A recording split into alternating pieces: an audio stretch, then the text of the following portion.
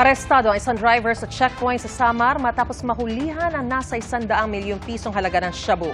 May mga nagpositibo naman sa random drug test sa iba't ibang terminal sa bansa. Saksi si June Veneracion.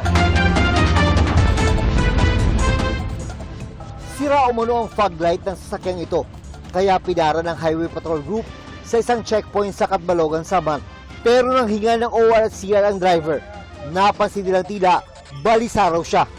At nang inspeksyonin ang sasakyan, kasama ang K9 unit ng PIDEA.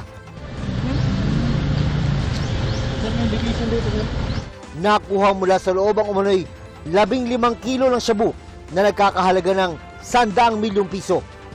Arestado ang driver ng sasakyan.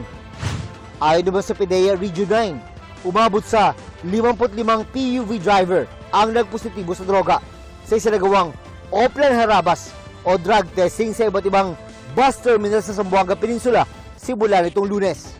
Temporarily nakakonfiscate po ang kanilang mga driving licenses andun po sa LTO.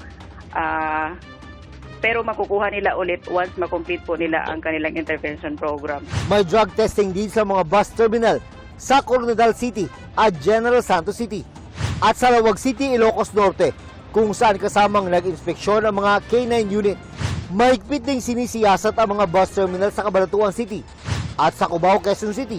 65,000 pulis ang nakadeploy ngayong Semana Santa sa buong bansa. At dahil nakabakasyon ang maraming taga Metro Manila, mga komunidad naman ang kanilang tututukan. I-intensify pa natin yung pagpapatrolya. Considering na alam natin na may mga kabahayan ngayon na wala pong mga tao. Dinagdagan din ang mga pulis na 24 oras na magbabantay sa mga lugar na maraming dayuhan tulad sa Binondo at Malati sa Maynila at sa Bonifacio Global City sa Taguig.